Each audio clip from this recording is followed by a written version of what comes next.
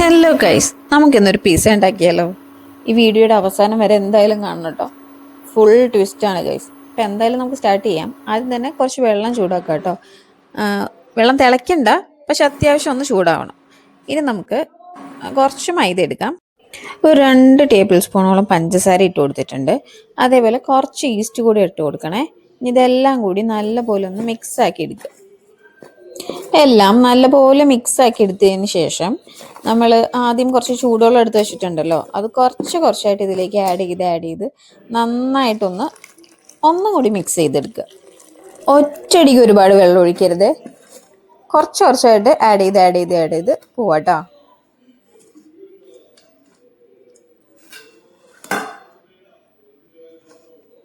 അങ്ങനെ നമ്മുടെ മാവ് ഇവിടെ റെഡി ആയിട്ടുണ്ട്. കുറച്ച് ടാസ്ക്കാണ് ഇതൊന്നും കുഴച്ച് ഈ ഒരു പരുവത്തിലെത്തിക്കാൻ, എന്നാലും കുഴപ്പമില്ല. ഇനി ഇത് കുറച്ച് നേരം ഒന്ന് റെസ്റ്റ് ചെയ്യാൻ വെക്കണം കേട്ടോ. എവിടെയോ ഒരു പന്തീട് പോലെ മാവ് കുറച്ച് ലൂസായി പോയോ എന്നൊരു സംശയം. സീനില്ല, കുറച്ചുകൂടി മൈദയും കൂടി ഇട്ടിട്ട് നല്ലപോലെ ഞാൻ ഒന്നും കൂടി കുഴച്ചെടുത്തു. കയ്യിലൊക്കെ മൊത്തം ഒട്ടിപ്പിടിക്കുക. അപ്പം തന്നെ എനിക്ക് മനസ്സിലായി സംഭവം എവിടെയോ പാളിയിട്ടുണ്ട് എന്ന്. പക്ഷെ വിടില്ല, പിന്നെ നമ്മളത് കുറച്ച് നേരം കൂടെ റെസ്റ്റ് ചെയ്യാൻ വെച്ചു. പിന്നെ നമ്മുടെ മാവ് പൊങ്ങി വന്നിട്ടുണ്ട്. തൊട്ട് നോക്കിയപ്പോൾ അത്യാവശ്യം സോഫ്റ്റാണ്. ഞാൻ വിചാരിച്ചു എന്തായാലും സംഭവം സെറ്റായിട്ടുണ്ട് എന്ന്. ചിക്കൻ നോക്കിയപ്പോൾ ചിക്കൻ ഉണ്ടായിരുന്നില്ല. പിന്നെ എൻ്റെ കയ്യിൽ ഉണ്ടായിരുന്നത് ഈ നമ്മുടെ നഗ്ഗറ്റ്സ് ആയിരുന്നു. നിങ്ങളുടെ കയ്യിൽ ചിക്കൻ ഉണ്ടെങ്കിൽ ചിക്കൻ യൂസ് ചെയ്താൽ മതി. അത് നോർമൽ ചിക്കൻ വറുക്കാൻ യൂസ് ചെയ്യുന്ന മസാലാസ് എല്ലാം കൂടിയിട്ട് ഇട്ടിട്ട് ഫ്രൈ ചെയ്തെടുത്താൽ മതി. എൻ്റെ കയ്യിലിപ്പോൾ നഗ്ഗറ്റ്സ് ആയിരുന്നു, അത് കാരണം ഞാൻ അതൊന്ന് ഫ്രൈ ചെയ്തെടുത്തിട്ടുണ്ട്. ഇനി ഇത് ഓവനിൽ തന്നെ കേട്ടോ വയ്ക്കുന്നത്. അപ്പോൾ ഓവനിലേക്ക് വെക്കാൻ വേണ്ടിയിട്ട് ഇങ്ങനൊരു ഗ്ലാസിൻ്റെ പാത്രം എടുത്തു. അതിലേക്ക് കഷ്ടപ്പെട്ടാണ് ഗൈസ് ഞാൻ നമ്മുടെ മാവ് അതിലേക്ക് വെച്ചത്.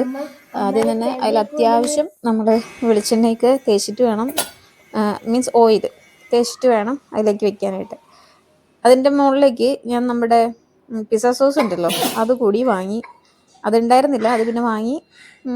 അതും നല്ലപോലെ സ്പ്രെഡ് ചെയ്ത് കൊടുക്കുക. അതിൻ്റെ മുകളിലേക്കായിട്ട് നമ്മുടെ വറുത്ത് വെച്ചിരിക്കുന്ന നഗ്ഗറ്റ്സ് കൂടി ആഡ് ചെയ്യുക കേട്ടോ. പിസ്സ ഉണ്ടാക്കാൻ പോവാന്ന് പറഞ്ഞപ്പോൾ തന്നെ ഉറങ്ങി കിടന്ന കുഞ്ഞു വരെ ചാടി എണീറ്റിട്ടുണ്ട്.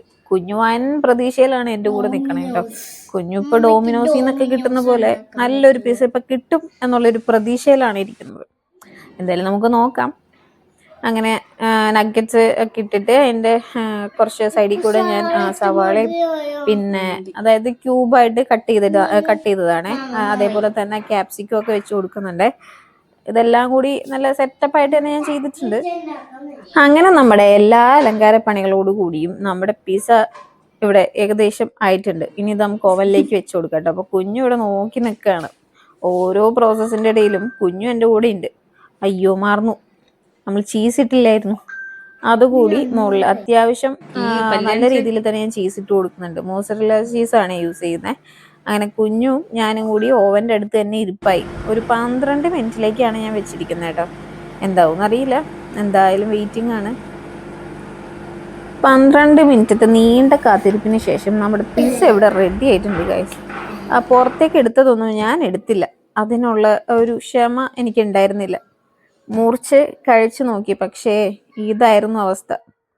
കടിക്കാൻ തീരെ പറ്റുന്നുണ്ടായിരുന്നില്ല. കുഞ്ഞു പിന്നെ കരച്ചിലായി, ബഹളായി. ലാസ്റ്റ് ഞാൻ ഡോമിനോസിൽ നിന്ന് തന്നെ ഒരു പിസ്സ ഓർഡർ ചെയ്ത് വാങ്ങിച്ച് കൊടുക്കേണ്ടി വന്നു. അങ്ങനെയാണ് കുഞ്ഞൊന്ന് സമാധാനപ്പെട്ടത്. അപ്പം